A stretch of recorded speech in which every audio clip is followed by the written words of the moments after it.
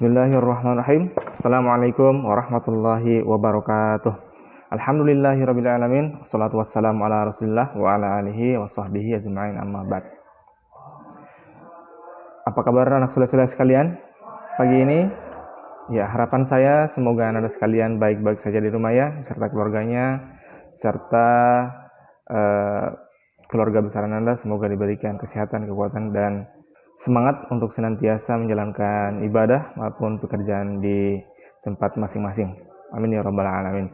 Kita bersyukur kepada Allah karena pada pagi hari ini, pagi yang cerah ini, kita kembali dipertemukan dalam video pembelajaran bersama saya Ustadz Herman. Selanjutnya kita bersolawat kepada Nabi Muhammad SAW.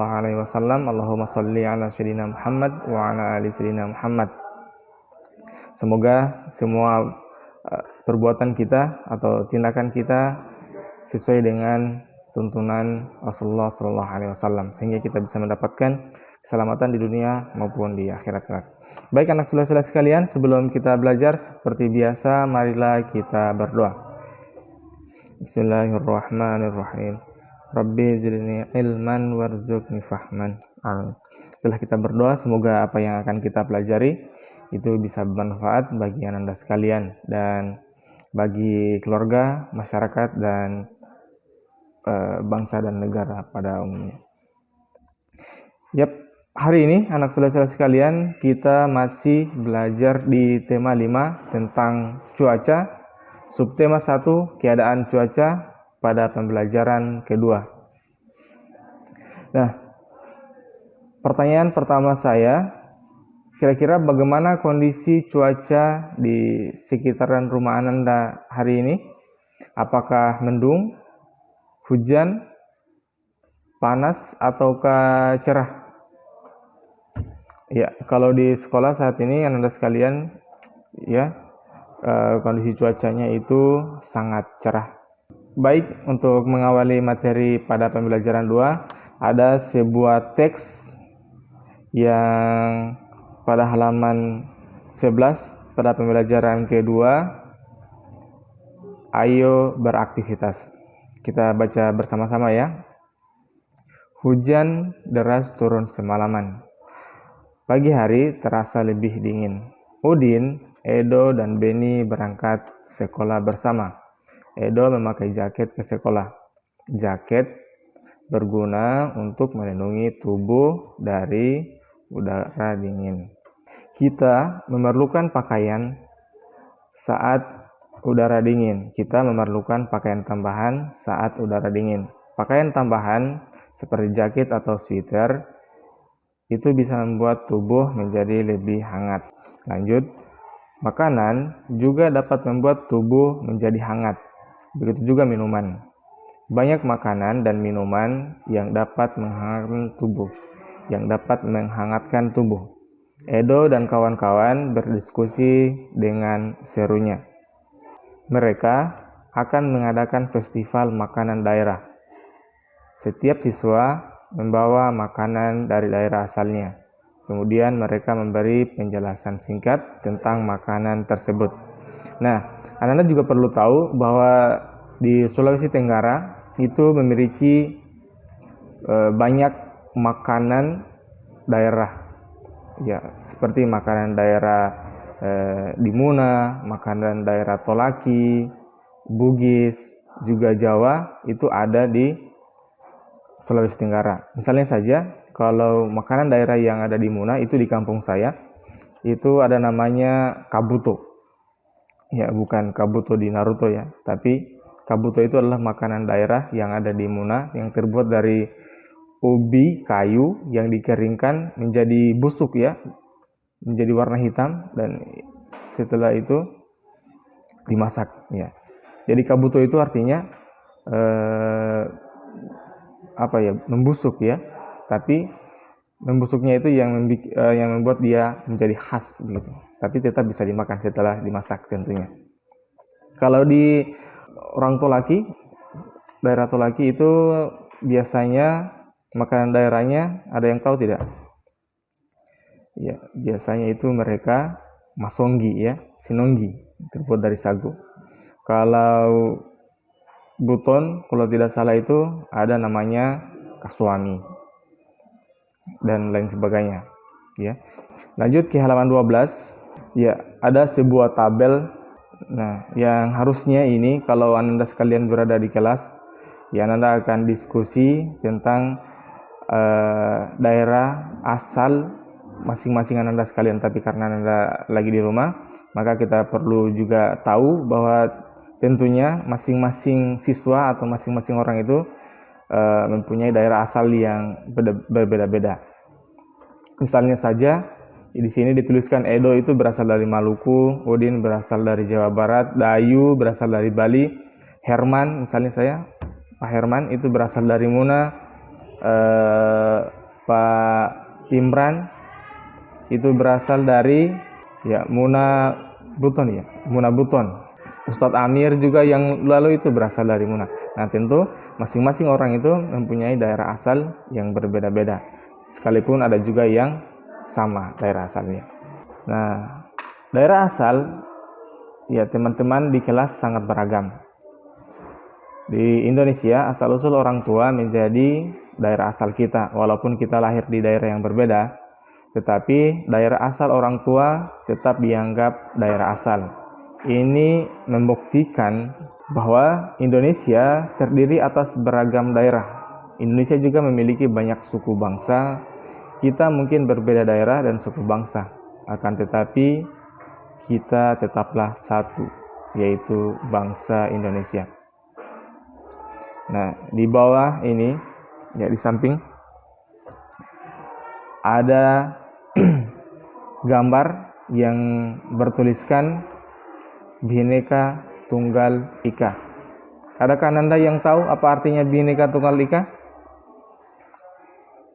Yap, Bhinneka Tunggal itu artinya berbeda-beda tetapi satu, ya.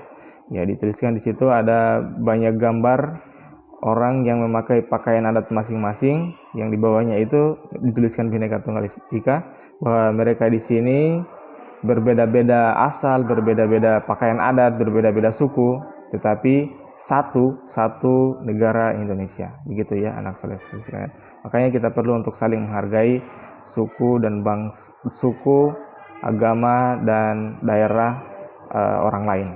Nah, anak soleh sekalian, di pembelajaran 3 ini kita akan mengawalinya dengan membacakan sebuah teks yang tentu ini ada hubungannya dengan pelajaran matematika. Jadi tolong diperhatikan baik-baik dan dipahami isi dari teks ini pada halaman 18 dan 19. Kita baca dari atas ya. Siti membantu ibu menyiapkan sarapan. Siti juga menyiapkan bekal untuk sekolah.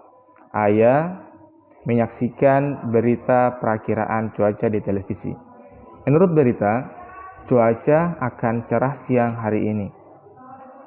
Sore hari cuaca diperkirakan mendung. Hujan akan turun pada malam harinya. Ibu memasak nasi goreng untuk sarapan hari ini. Yuk kita bantu Siti untuk membaginya untuk anggota keluarga. Siti membagi nasi goreng untuk anggota keluarga. Masing-masing mendapatkan 3 sendok nasi. Ibu membuat telur dadar 1 bundaran besar, ya seperti di gambar bisa kita lihat. Ibu memotongnya menjadi 8 bagian. Setiap anggota keluarga mendapatkan 2 potong. Ini sama artinya dengan setiap anggota keluarga mendapatkan 2/8 bagian telur. Ya, kita ulang ya dari atas bahwa ibu membuat telur dadar 1 bundaran besar, ya bisa dilihat ya, inilah telur dadar yang dibuat oleh ibu, 1 bundaran besar, dan ini dibagi menjadi 8 bagian. Dan setiap anggota keluarga itu mendapat 2 potong. Ya seperti ini ya, sudah diambil 2 potong masing-masing. Dan ini sama artinya bahwa setiap anggota keluarga mendapatkan 2/8 bagian telur dadar. Ya, mendapatkan 2/8 bagian telur dadar. Ya, penjelasan tambahan bahwasannya total potongan telur dadar itu adalah 8. Jadi misalnya saya mengambil 2 dari 8 potong tersebut, maka itu berarti saya mengambil 2/8 bagian telur dadar. Saya mengambil 2 dari 8 potong bagian telur dadar yang dibuat oleh ibu misalnya gitu. Ya, bisa dimengerti ya anak soleh-soleh sekalian. Baik, kalau sudah dimengerti, kita lanjut. Siti menambahkan timun pada piring nasi goreng. 1 buah timun dipotong menjadi 16 bagian, ya. 1 buah timun dipotong menjadi 16 bagian. Setiap anggota keluarga mendapatkan 4 potong timun. Ya, semuanya 16 potong. Setiap anggota keluarga mendapatkan 4 potong timun. Ini sama artinya dengan setiap anggota keluarga itu mendapat 4/16 bagian timun. Ya, bisa dilihat di sudut 4/16. Lanjut, ternyata ibu juga menambahkan sosis. Ada 1 buah sosis yang ibu siapkan. 1 buah sosis dipotong menjadi 6 bagian. 1 buah sosis dipotong menjadi 6 bagian. Sosis dibagi hanya untuk ayah. Sosis dibagi hanya untuk ayah, Siti, dan adik. Masing-masing mendapatkan 2 dari 6 potong. Nah, ini sama artinya dengan masing-masing mendapat 2/6 bagian sosis. Ya. Sama dengan seperti yang telur dadar ya. Ketika telur dadarnya dipotong menjadi 8 dan kita mengambil 2 dari 8 tersebut, kita mengambil 2 potong, maka itu sama artinya dengan 2/8. Sama dengan timun juga, begitu juga dengan sosis 6 potong, kita mengambil 2 potong, maka sama artinya dengan kita mengambil 2/6 bagian, atau bisa ditulis seperti ini ya, 2, jelek tulisannya Ustaz ini, per itu seperti ini, terus kita garis, kita tulis 6 di bawahnya.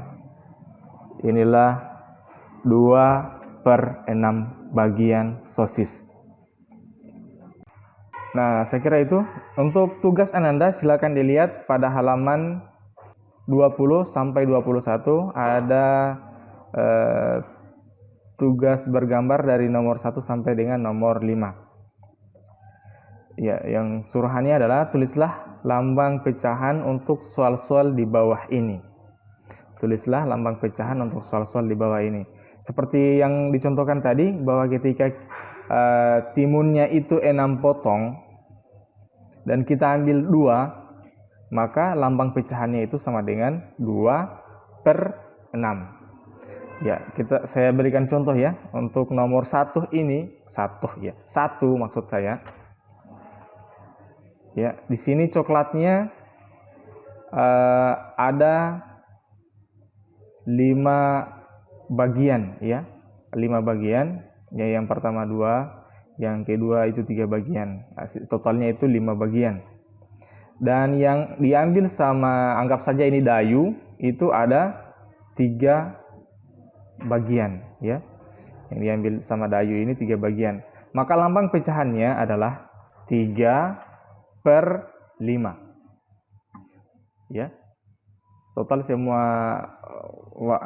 coklatnya itu 5 bagian, yang diambil 3 bagian, maka lambang pecahannya adalah 3/5.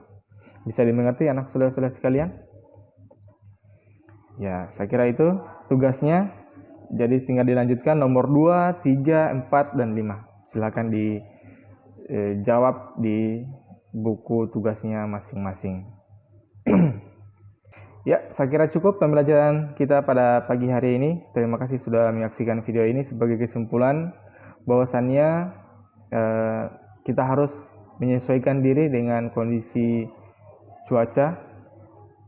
Maksud saya dalam hal ini ketika hujan tentunya tubuh kita itu kedinginan dan kita memerlukan pakaian tambahan seperti jaket dan sweater misalnya. Terus juga kalau panas matahari kita membutuhkan kipas angin. Kadang-kadang kita juga misalnya membutuhkan AC kalau berada di rumah ya atau di kantor. Selanjutnya bahwasannya kita itu berasal dari daerah yang berbeda-beda.